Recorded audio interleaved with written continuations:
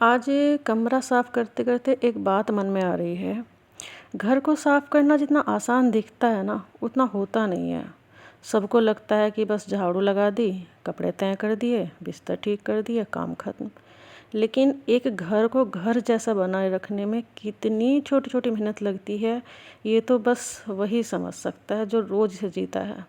ये सारे काम तो हर दिन की कहानी है।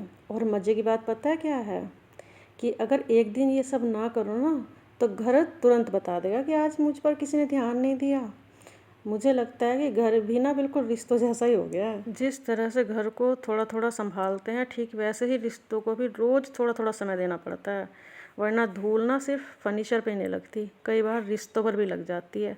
और वैसे भी हम औरतों की तो आदत होती है, पूरे घर का ध्यान रखते रखते ना कई बार खुद को ही भूल जाती हैं।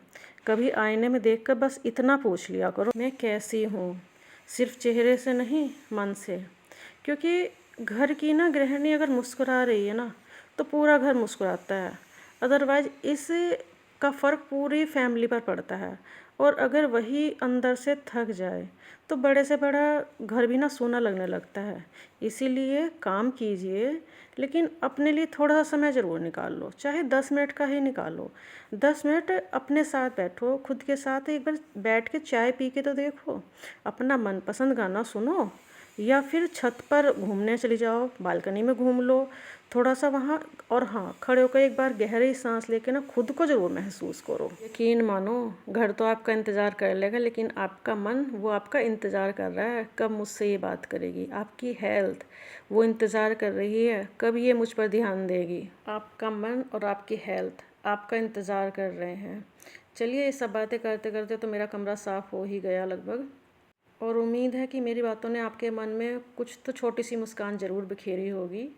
एक बात ना हमेशा याद रखो, ये काम ना कभी ख़त्म नहीं होता।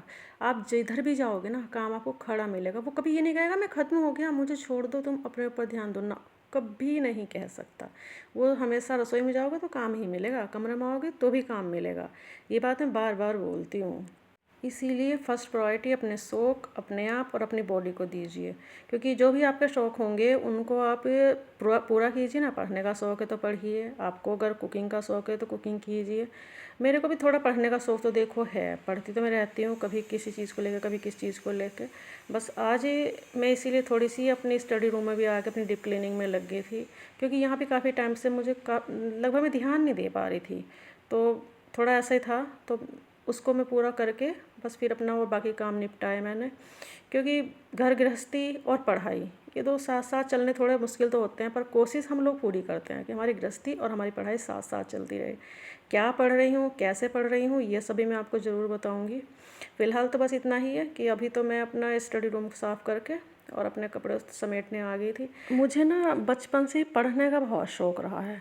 पहले पापा जी घर पे ना उपन्यास लाते थे, उनकी नाइट ड्यूटी रहती थी, तो वो अपना नाइट ड्यूटी का भी उपन्यास पढ़ के इस तरह से कवर कर लेते थे। तो वो उपन्यास घर में रखते थे, स्टॉक काफ़ी होता था, तो मैं उठा के ना उपन्यास पढ़ती थी। और पापा जी को पता होता था कि मैं उपन्यास पढ़ रही हूँ। अब वो डांटते थे कि अपनी पढ़ाई छोड़ के तुम ये पढ़ने बैठ गई हो। लेकिन मुझे पता नहीं, बहुत शौक़ था। जब तक मैं एक उपन्यास को पूरा नहीं कर देती थी, मुझे नींद नहीं आती थी, चाहे रात के 2 बज जाते थे, मैं पढ़ती रहती थी। पेरेंट्स को ना पता होता है बच्चे के हाथ में कब क्या चीज़ देनी है। वो पहले मुझे डांटते थे, लेकिन जब मेरी शादी होगी ना और मैं घर आती थी, तो पापा जी मुझसे कहते थे, बेटे तूने ये वाला उपन्यास पढ़ा, पढ़ के देख, इसको बहुत अच्छा है, ये स्टोरी काफ़ी अच्छी है इसकी। पेरेंट्स को सब पता होता है कब अपने बच्चों के हाथ में क्या देना है ना। आज तो याद आ गई पापा जी की बस।